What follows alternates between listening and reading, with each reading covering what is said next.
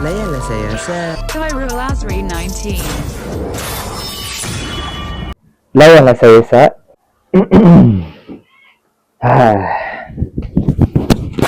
Senang. Ada mic. Settle masalah. Tak payah nak menjerit-jerit. Pekik-pekik. Hari ni kakak hidung lah pula. Okay. Hari ni konten simple je. Saya mau mana dia? Hari ni konten simple je. Kita nak tunjukkan tutorial potong kuku dalam Islam dengan mudah lagi tepat. Betul, kali ni konten simple je. Jom tak ibu? Di sini. Cuma nak buat tutorial potong kuku je. Mula-mula kena potong jari telunjuk. Potong kuku. Kuku jari telunjuk belah kanan. Yang ni, belah kanan tau. Nombor 2, jari tengah. Tengoklah konten ni sampai habis. Janganlah skip. Saya sudah skip dah.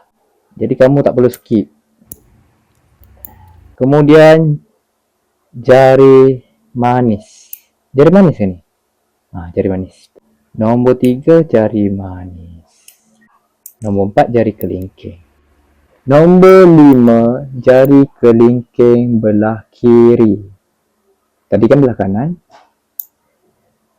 Inilah apa yang mak saya ajar waktu kecil dulu. Cara potong kuku ikut sunnah Nabi. Jadi saya perlu ajar kamu semua pula. Potong kuku yang ke-6 pula, jari manis belah kiri.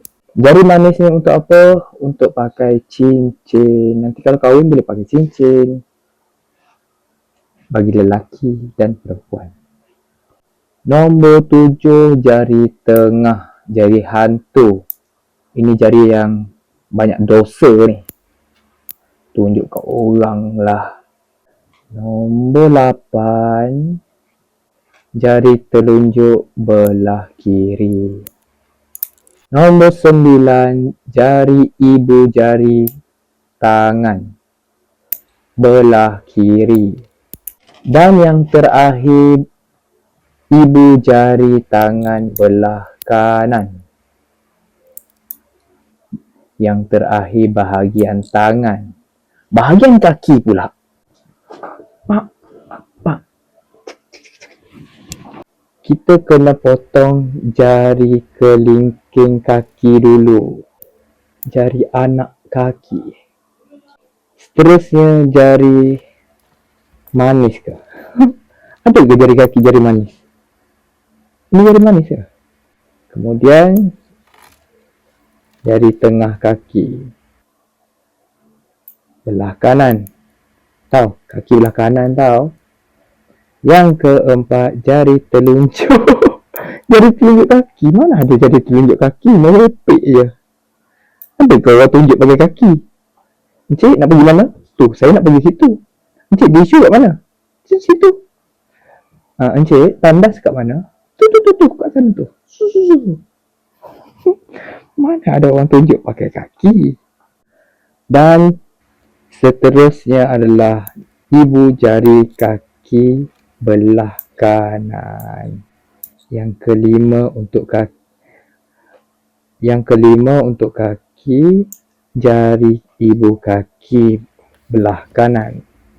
Yang keenam, ibu jari kaki belah kiri. Yang ketujuh, jari telunjuk belah kanan. Jari telunjuk belah kanan. Encik nak bagi tandas kat mana? Tu. Sana tu. Tu.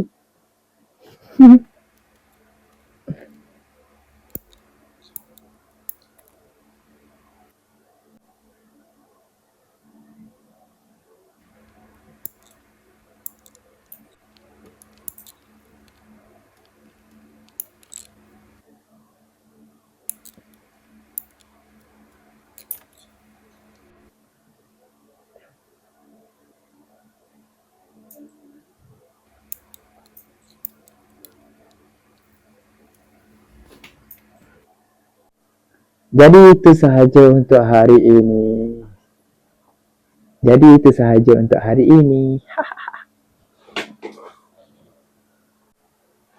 Betul kan cakap saya? Saya cuma nak buat konten mudah aja hari ini. Jadi begitulah hasilnya. Tada! Yasakami no Magatama.